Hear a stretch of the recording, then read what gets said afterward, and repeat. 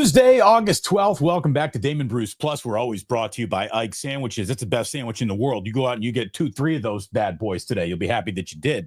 And if you signed up for that Love Rewards program, again, you have already got free chips and a drink just waiting for you. So do that. Make sure you get over to the Dubliner and West portal. You support our sponsors.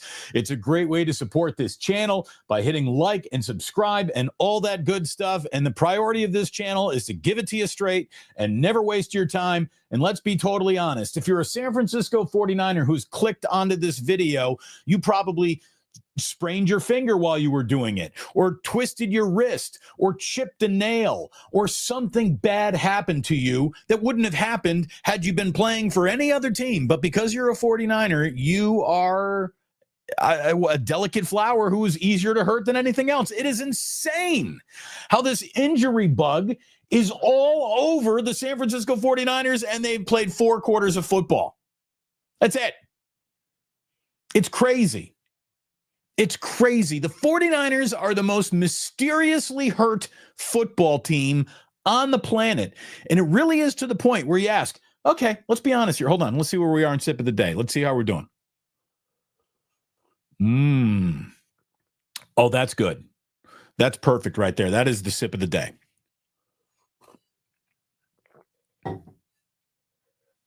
There is no team in football that has watched its fortunes rise and fall with injury problems or a lack thereof in the rare instances that that's happened, like the San Francisco 49ers. It is insane.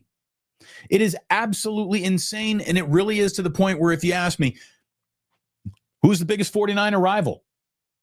Well, Seahawks there. The Rams are back, obviously, on the West Coast now. You got Northern California, Southern California. We all know that's fun.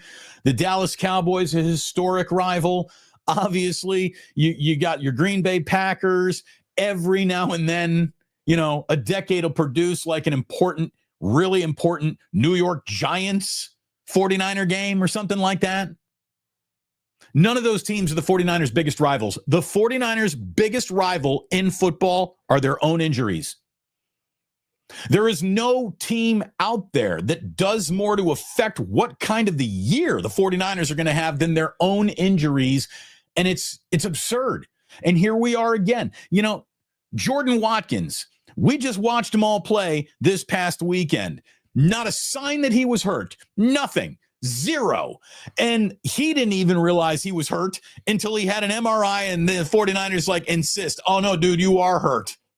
And he's going to miss a month. Now, obviously, that's not the way it played out. He was hurt. He felt something the next day.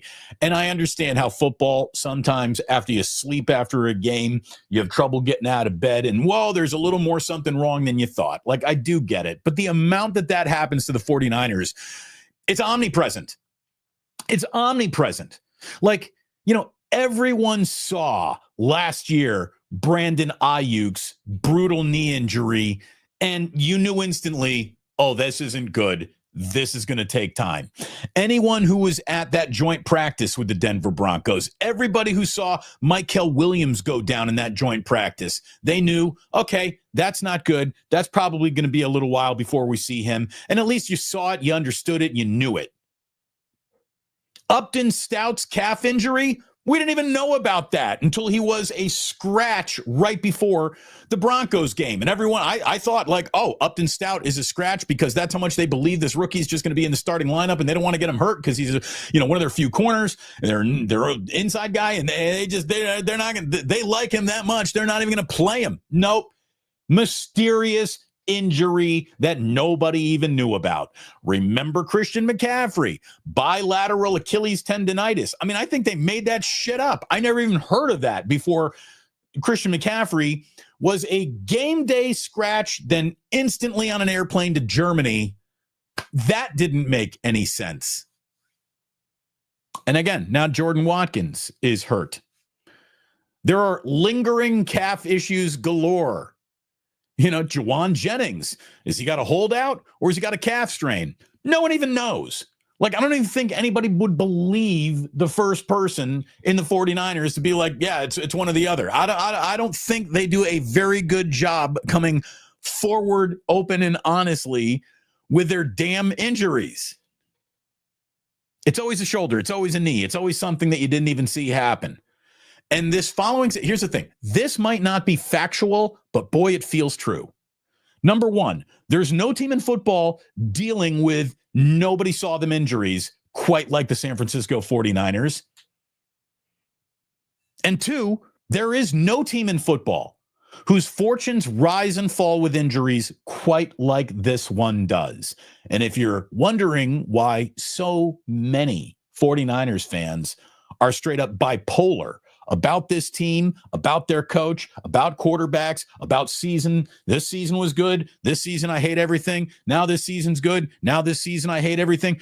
I mean, it just, their chances to compete walk hand in hand with where they are in the injury universe. In 2024, they were the most injured team in the league, and the entire season was thrown off of its axis. In 2023, what do you know? The 29th most injured team in football, hardly injured at all. And where were they? They were in the Super Bowl. In 2022, they were ranked the 9th most injured. In 2021, they were the 3rd most injured. In 2020, they were the number 1 most injured. In 2019, they were the 6th most injured. In 2018, they were the 4th most injured. And it is insane. Like, it feels like this team gets its ass kicked by calisthenics. Are they like, what is going on? And a lot of people want to point at the training staff and say this, they're doing something wrong. Believe me, the 49ers have the most state-of-the-art, up-to-date everything when it comes to preventing injuries, but for whatever reason, they just cannot do it. It's not like the 49ers are bad at getting guys stretched out. You know, that's ridiculous. It's not like the 49ers have incompetent trainers who are secretly spraining ankles when nobody's looking or anything like that. That's not what's going on here. It's a staggering amount of bad luck and bodies that just get beat up by this damn league. Warren Sharp, again, broke it all down, so we didn't have to. Warren Sharp, in 2024, they were ranked as the number 1 most injured team, and the season went to hell. In 2023, where they were ranked the 29th most injured team, they go to the Super Bowl. In 2022, 9th most injured team, they still go to the NFC title game. It's dotted this entire regime's tenure. All of it. It's to the point where, seriously, if healthy, Kyle Shanahan and the 49ers are usually in the NFC title game, if not the Super Bowl. And if injured, the whole thing is a flaming pile of dog shit. I mean, it's just, there's no in between. It's all going to go wrong. You miss the playoffs. Excuse me, you're in another Super Bowl. That's the way it's been. It's pretty crazy. Our good friend Jonas Ymir Johansson. Can we just stop saying that Kyle is so great? This follows him. He is arrogant and stubborn and so full of himself. We're tired of him. Let's just admit it. No, I'm not admitting that at all. I'm not tired of Kyle Shanahan. I'm tired of Kyle Shanahan watching season after season after season be undone by freaking injuries, because when healthy, he's usually in the Super Bowl. Like, that's a really good place to be operating from as a head coach. If we stay healthy, we're going to have a big year. And it's happened over and over and over again. And then when it hasn't happened, you can point directly, not at coaching mistakes, not at incompetence, not at a bad design or bad plan or bad roster reconstruction. I mean, there's always something to criticize. But the 49ers aren't undone by incompetence or negligence. They're undone by injuries almost solely and alone.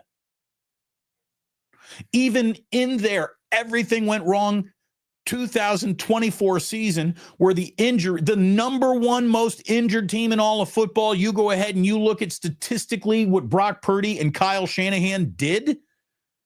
You can't make an argument that that guy's a bad coach when you see what he's done, even with bad injured teams. They still produce, but just not enough to put the big win total together and get back into the postseason. But it's crazy. This team is dealing with fucking gunshot wounds at times. It's just been insane. The amount of injuries that this team has been through. It's ridiculous.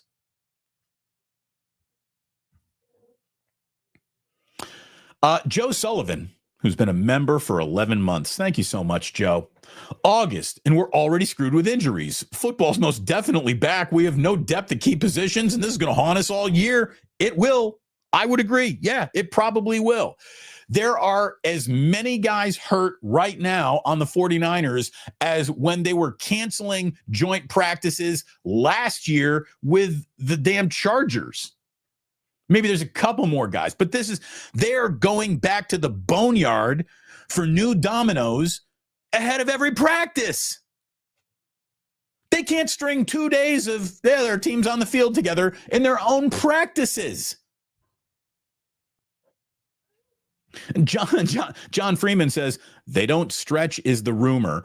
Okay, well, you find out where that rumor started and then never consume a scintilla of that person's reporting on this team again.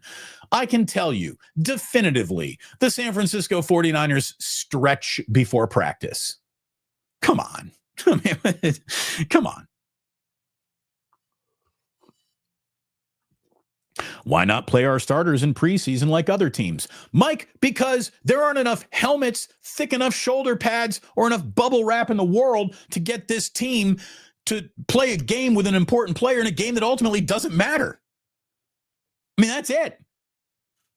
The 49ers are forever injured. So don't start your forever injuries in games that don't matter, I guess. Mario, Damon's fired up. He means business. It's just like enough is enough. Enough is enough. Like the pendulum of you got lucky usually swings back to you a little bit. And I guess you can say, hey, 2 years it did.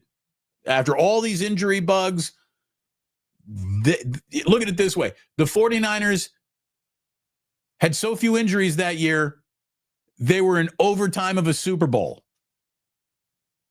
Any other year there's injuries, they don't even go to the play. I mean, it's just, it is crazy. It's obnoxious. I'm tired of it.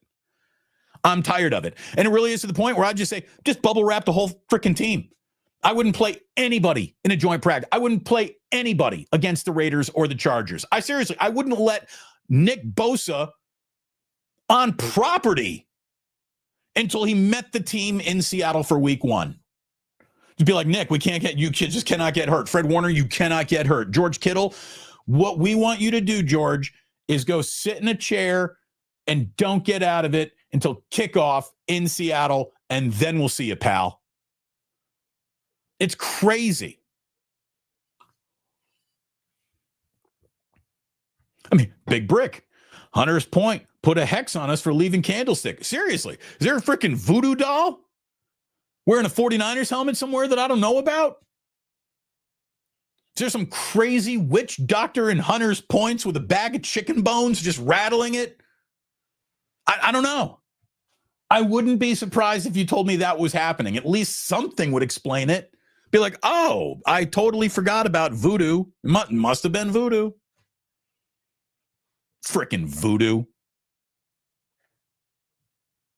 And I've been saying this for years, STC 703. Thank you very much for saying hello today.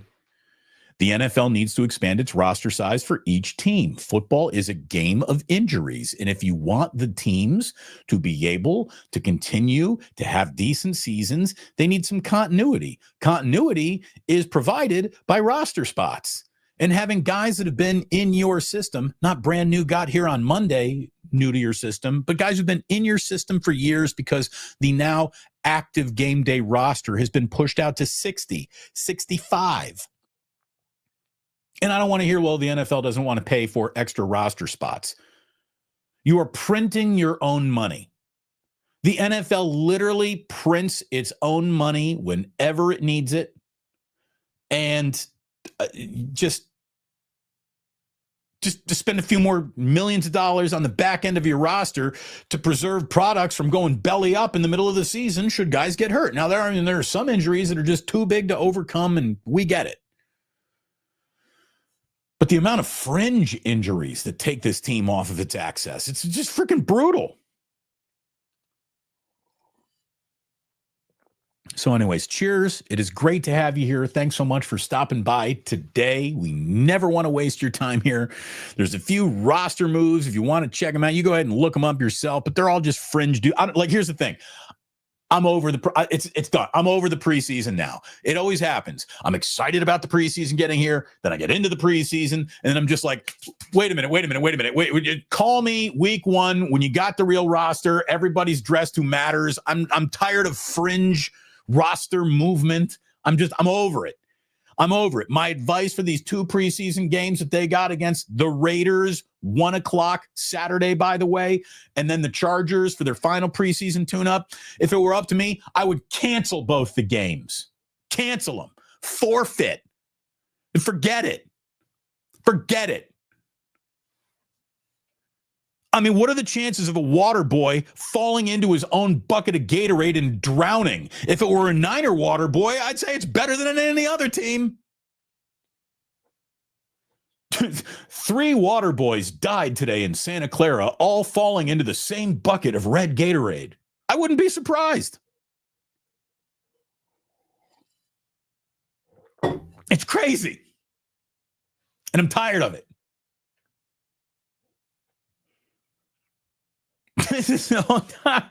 Joe, it's Final Destination like. I'm dead serious. The fact that the 49ers team bus hasn't had a tractor trailer of logs go unhinged in front of them and a damn redwood tree comes flying into the 49ers team bus and takes off the head of Shanahan, Lynch, Fred Warner, anyone who's sitting in the first 6 rows. All gone. Final Destination, 49ers version.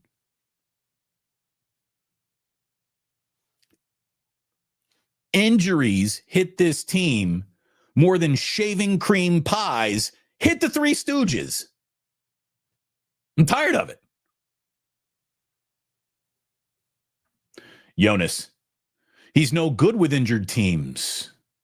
Mr. D, sorry, but I disagree respectfully about Kyle. He's losing the fan base. I'm 49ers, Giants, and Leeds fan. I love it. I'm going to tell you, Kyle has not lost the fan base.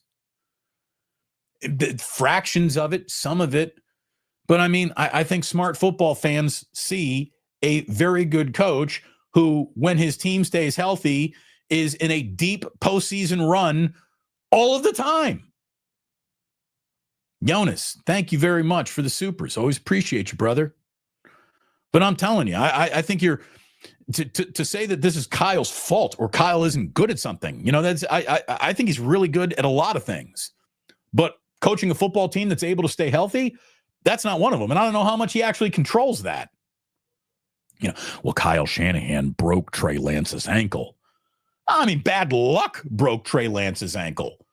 I'm surprised that they took a first-round draft pick and quarterback and tried to run him like a fullback in the A gap. Like, that was odd.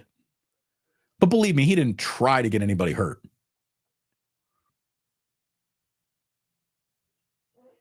It's just exhausting. I mean, it's exhausting. The season hasn't even started yet. And we got to be worried about this shit? It's crazy. Mike Baker. Oh, a little money for the ganja jar today. You need a hit or at least a pull. Mike, I think you're right.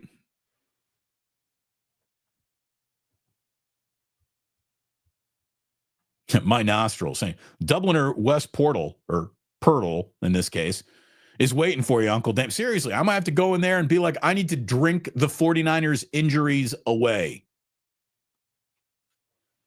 And I would agree with Joe right here. He's the best coach they've had in a long time. Now, here's the thing. I'm not going to argue that Kyle Shanahan is the only qualified human being to be the coach of the San Francisco 49ers. But in the meantime, I mean, I'm measuring Kyle Shanahan against what I saw before he got here. That includes Mike Nolan. That includes Chip Kelly. That includes Jim Tomsula. That includes, you know, all the other didn't even stand a chance. I think Kyle gives you a shot, period, as a head coach. The entirety of the NFL agrees. You want to fire Kyle today? He'll be the head coach of some very lucky football team to have him tomorrow. Christopher says, is the ganja jar empty due to Dead & Co.? I mean, our grain supplies are depleted just a little. But we keep it real. Thanks to all of you. Again, hit like and subscribe, my good friends. It is wonderful, absolutely wonderful to have you here. Absolutely wonderful to have you here. Let me tell you, it is National Sandwich Month. And I have told you many, many times to sign up for the Ike's Love Rewards program. If there's an Ike's around you, you should be signed up for the rewards program. You get free sandwich. You get a free sandwich right when you sign up. You can get free chips and drinks and special add-ons occasionally. And right now, my good friends at Ike's, there it is. Boom, right down the middle of the screen. Look at Ike. Look how happy he is just sitting there in his lawn chair. He makes a really nice animated character, doesn't he? Like he looks like a Disney character. Anyways, if you are right now a member of the Love Rewards program, you got free chips and drinks just waiting for you. Just sitting there, waiting for you to exercise it. Exercise your Love Rewards and get those free chips and drinks. It's just waiting for you right now from our good friend Ike. Thanks to him for sponsoring the show as always. And again, if you got to drink 49er injury concerns away, there is no better place to do it than the Dubliner West Portal. As a matter of fact, you start crying in your Guinness, Kenny will probably come around, give you a nice hug from the back and just say, hey, I heard Aiyuk's maybe coming back in week 6 or something. And I guess that's where we're going to take this show right now, because there is some wide receiver news, most of it bad, but some of it, I guess, a little good. So let's get into it. Number one, I saw our good friend Carl in the chat saying, I don't know where this rant came from today, but I'm glad it's here. This rant today, Carl, comes from the fact that Jordan Watkins is going to be now out a month with knee injury. He's been the best looking right from Jump Street 49er rookie wide receiver I've seen in a long time. And the fact that he will now have a behind schedule rookie season sucks. Like, they need Jordan Watkins to catch a few balls and score a touchdown in weeks 1 through 4.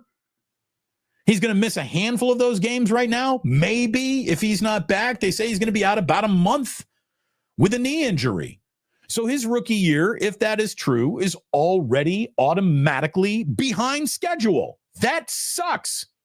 You know what also sucks? The 49ers' single best wide receiver all training camp, since going down there looking at him has been Demarcus Robinson. Well, now the 49ers are getting ready for the Demarcus Robinson automatic 3-game suspension that he gets for pleading no contest to a DUI that he had when he was playing last year on a different team. Juwan Jennings, again, might be hurt, might be pissed. No one has any real answers as to when we're going to see him back in the mix. Again, if you want to get paid, being hurt is not the best way to go about it.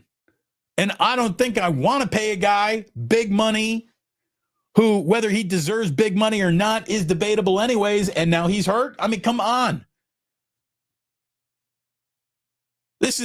They got more calf problems than a farm with mad cow disease. How's your calves? Bilaterally broken. Just about all of them. We're almost all out of fucking calves down in Santa Clara.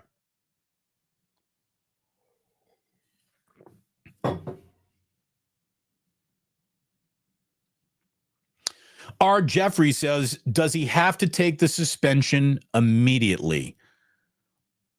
I actually don't know when it gets triggered in the game or in the season, but I would imagine you'd want to get it over with as soon as possible, so you just start it right off the rip. That's what I would guess. But with all the injuries at wide receiver, if it's something they could kick down the road from a straight up number crunch standpoint, maybe they can. SF Indigo says, is it the practice field? No, the practice fields are fantastic. The practice fields are so perfectly manicured and mowed, you'd think they were AstroTurf. They're not. It's not the field. It's not something that anybody's choosing to do or not to do. It's just nuts. Here's your good piece of wide receiver news, I guess. Jacob Cowing returned to practice today. After yet another nobody really saw it injury, Jacob Cowing is back out there today down in Santa Clara. That's good news. And the other good news is that we have our first public timetable from Kyle Shanahan himself saying that there are a range of potential outcomes, but he's looking at week 6 as a possible return date for Brandon Aiyuk. I'm going to be totally honest with you. No matter what you thought about Brandon Aiyuk, the way that he's handled all of his PR and all of his, public disputes with the 49ers and Instagram and social media and waning and whining and wanting traded and all this shit. The minute Brandon Aiyuk is healthy to play wide receiver again, you're going to love him because they just need him so bad. Like an injured, not who he used to be, Brandon Aiyuk sounds really good to me right now. I think it would to the 49ers too. 80% of Brandon Aiyuk, and that's all you get for the money that you spent. Kind of sucks, but I'll take it. And they will too. They're also saying week 6 is kind of a return date for Malik Mustafa. So keep an eye on that. Some other NFL news. Jordan Love is going to undergo surgery this afternoon to repair a ligament injury on his left thumb. He had been, he's expected to be ready for the season opener, but you don't want a quarterback having hand surgery on his throwing hand this close to the start of the season. So everybody in Green Bay probably got a little bit of agita over that. The other thing that's going on in the NFL right now that I really urge you to check out, it's a great story by Bill Barnwell. And if you would like to feel better about, your football team with a comprehensively look at this clown show article about the Dallas Cowboys, this is the article for you. It is the front page story right now on ESPN.com. And I just want to read you the opening paragraph from Bill Barnwell because it's a doozy. It's great. Here it is. In an era in which player empowerment is a buzzy phrase and NFL teams pour the GDP of small nations into finding and retaining superstar players, one franchise has chosen to proudly install itself as the test case for what a team could do if it didn't care about making its best players happy.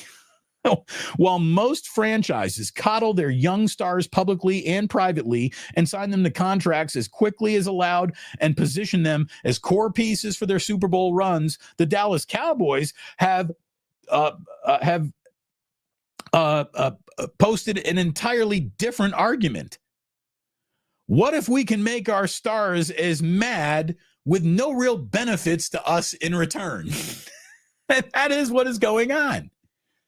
Think of how often every single one of their contentious, ugly contracts has turned into, well, the player blinked first and the Cowboys didn't. No, they always give the player their money, but after always dragging it out as long as possible, as harmfully as possible. That's the way it really goes.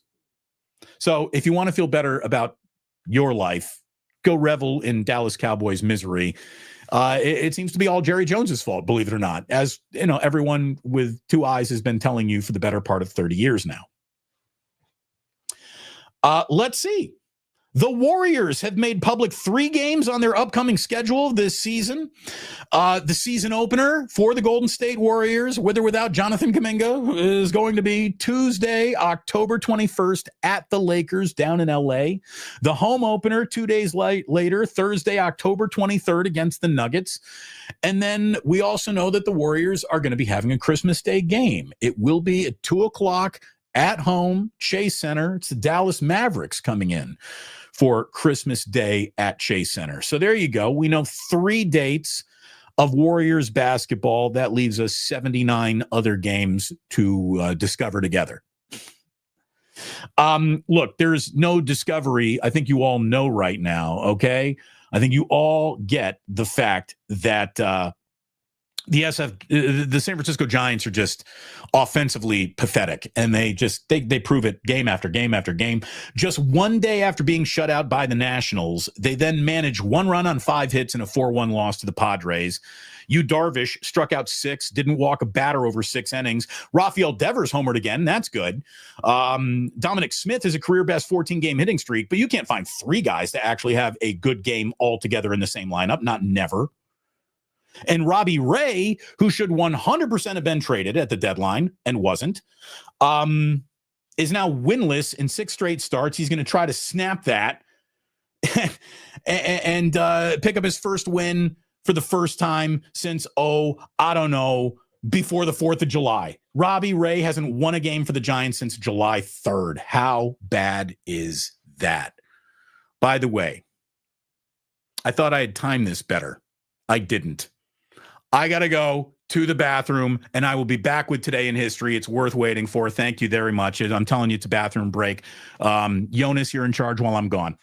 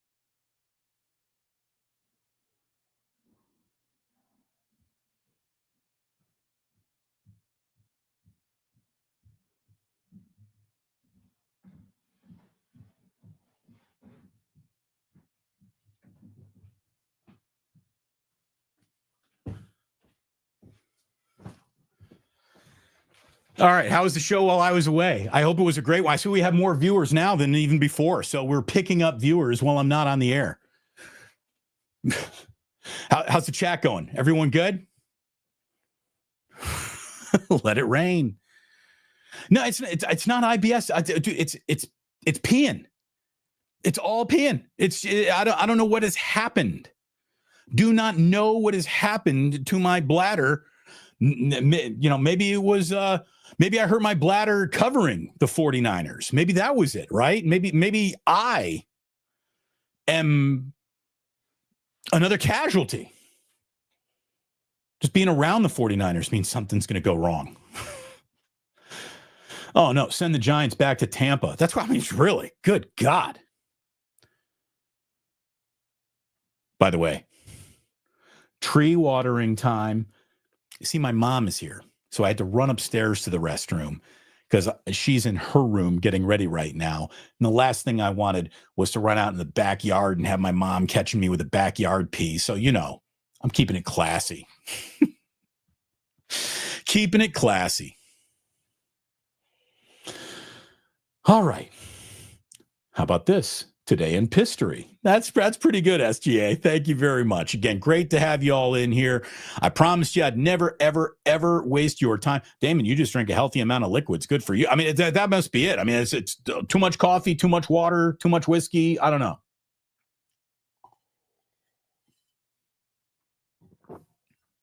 Wait a minute. The 49ers are a group of senior citizen starters waiting for what bad injury to go wrong, and this team will get hurt and struggle. We got rookies who have yet to actually play in a game getting hurt. I mean, it's just crazy. The guys who were just drafted are among the guys getting hurt. This isn't an old man problem. Maybe it's a bladder injury. Maybe that's what it is, Mike. I don't know. But it's probably a detail that you don't need much illumination on, not when we have a Today in History. we're going to send everybody on your way today, and hopefully you have a great Tuesday. Again, there are other shows that are going to drag you through a whole bunch of content that isn't even worth really getting into. We will not do that. By the way, today is August 12th, and it might be the single worst day for celebrity birthdays on the entire calendar. Happy 50th birthday to Casey Affleck. And that's basically it. Not a day of famous birthdays. Casey Affleck. We don't even get the Ben Affleck. You got a Casey Affleck at 50. Ooh, I think we might have our earliest date ever recorded here for the Today in History segment. 30 BC. Her name was Cleopatra. Her friends called her Cleo.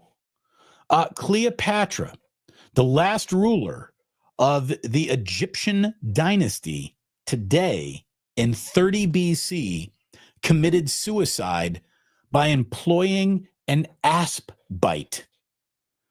You see Cleopatra, she's got that like that arm, the golden arm snake charm. Well, that's happened in history because this woman killed herself with a snake bite. Okay. Little extreme, right? We jump all the way from Cleopatra shuffling off this mortal coil back in 30 BC to 1851. In 1851, a guy named Isaac Singer patented a sewing machine, and he formed the I.M. Singer Company to market his product, a sewing machine which he would sell directly to people and factories. And how successful were Singer sewing machines? This guy sold 300 million of them. 300 million Singer sewing machines. That's a good invention right there. That's a good invention. You are probably wearing something today that has been sewn by a Singer sewing machine. Are they still like, the number one brand in sewing? Do people even know how to sew anymore? I don't know. But there you go. Oh, All In wants everyone to know aliens used to hang out with Egyptians. I mean, without a doubt, right? I don't know. I wasn't there. I do know that on this day in 1877, oh no, we already did that. No, wait, we had another invention on this day in 1877. Thomas Edison discovered the phonograph today. He invented the phonograph. His early recordings were just indentations embossed onto a sheet of tinfoil, and then the vibrating stylus picked up those invitations. He's like, hey, wait a minute, we got sound coming out of this thing. What do you think we can use this for? So happy birthday, I guess. The concept of records and recording things, that sort of happened today, all the way back in 1877. You want to go fast? You're either first or last, Ricky Bobby. Well, today in 1901, the Indianapolis Motor Speedway officially opened. They called it the Brickyard because at the time of its opening, it was the largest continuous track of all laid out brick on the planet's history. Indianapolis Motor Speedway is something everyone should see with their own two eyes just once, whether you like auto racing or not. I'm not a car guy at all, but I've been to the Indianapolis 500. It's freaking huge. It's incredible. So the Speedway is so significant that entire part of Indiana around it is now called Speedway, Indiana. You know, the Indianapolis Motor Speedway isn't in Indianapolis. It's in Speedway, Indiana. And it's really something else. I'm not even a gearhead, and it's amazing. Let's see what also happened. So we go from 1901 all the way 59 years forward to 1960, when today Dr. Seuss published Green Eggs and Ham.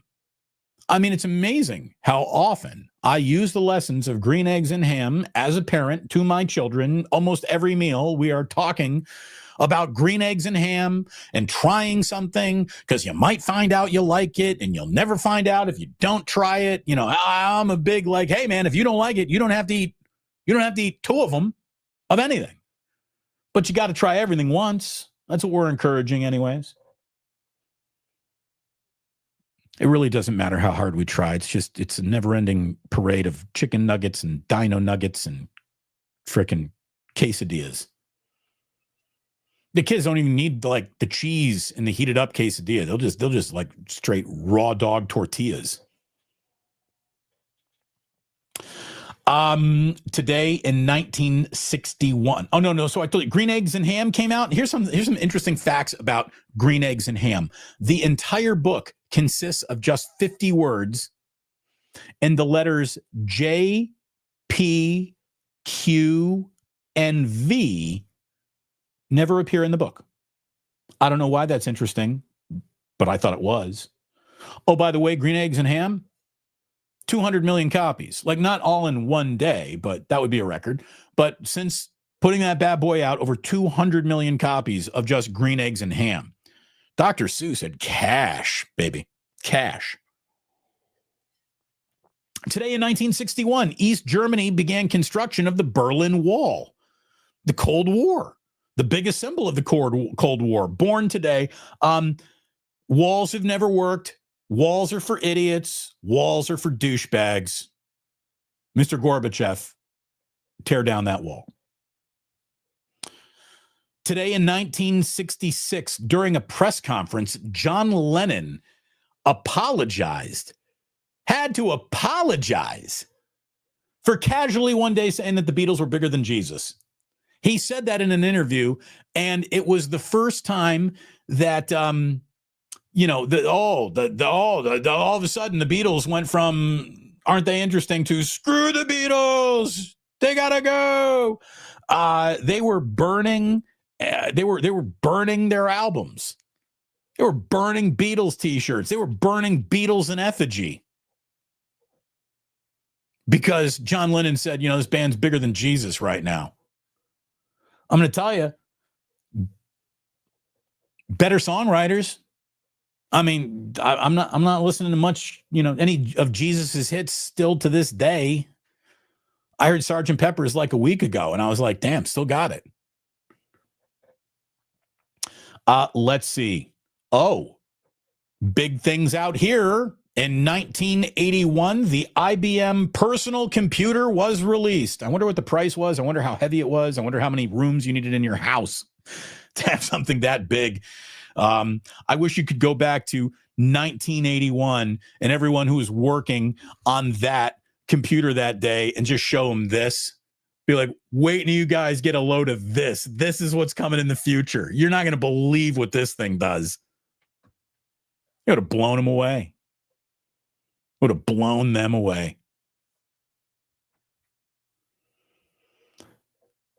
Today in 1990, at the time, the single most complete and best preserved skeleton of a Tyrannosaurus Rex was discovered in the South Dakota Cheyenne River Sioux Reservation. They nicknamed the Tyrannosaurus Rex Sue after Sue Hendrickson, who was the paleontologist who discovered the fossil. That's pretty cool. I'll tell you, it is amazing. My picky eater sons, it is amazing how dinosaurs just resonate with kids, all ages, either sex. Every single little boy and every single little girl that I have met that are, either my kids or friends around they're all 100% in still on dinosaurs. The vote is in. 100% still in on dinosaurs, and boys are constantly checking the 100% in on all construction vehicles. They're just some universal truths to childhood that never go away. Construction vehicles, yes. Trains, planes, automobiles, yes. Dinosaurs, hell yes. The last thing we need to let you know about, and by the way, this is sports, so it's the right factual today in history thing for this show to wrap up on, is that we just told you yesterday that the players agreed to go on strike. Well, today, the 1994 baseball strike officially began, and the players went on strike. That would force the cancellation of the 1994 World Series. As I told you yesterday, there was no bigger screw job of any team than that Montreal Expos team in 1994 was stacked and loaded. And I wanted to tell you about them yesterday, but I got over my skis. I made some notes. Here's how good this 94 Montreal Expos team was. You totally forgot about them. That was Felipe Alou as the manager, with his son Moises in left field, Marquise Grissom in center field, and Larry Walker in right field. You had Cliff Floyd getting Rookie of the Year votes over there at first base. You had Sean Barry and Will Cordero on the left side of that infield. And the pitching staff, which was led by Ken Hill. Ken Hill was having himself a monster in 1994. This guy was putting up, he was an all-star. He was putting up Cy Young numbers. Ken Hill was the first guy out. The number 2 starter, he wasn't bad. Pedro Martinez, followed by Jeff Facero, Kirk Reeder, and Gil Heredia. They had a monster starting rotation with Mel Rojas setting up John Wetland at the back of that bullpen. So that was a stacked 94 Montreal Expos team that got totally screwed by that strike. Let me tell you, if that Expos team was a Yankees team, they'd never let you forget about it. No one in the Bronx would ever let you forget about how good the team that got screwed and wasn't able to go compete was. Montreal Expos, it's like they never even happened sometimes. Bring back the Expos. I'd rather have the Expos than the Washington Nationals, and you would too. I know it. Christopher, Gil Heredia, forgot about that name. And you are right, man. John Wetland, freaking nasty, Irwin. It was awesome. I think I mentioned yesterday that the strike may have killed the Expos as a franchise. It really did. It really, really did.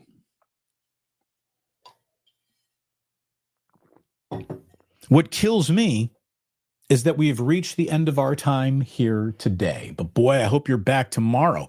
We could be going early. We got to figure out what Kruger's schedule like. We might be back with a Niners wake up.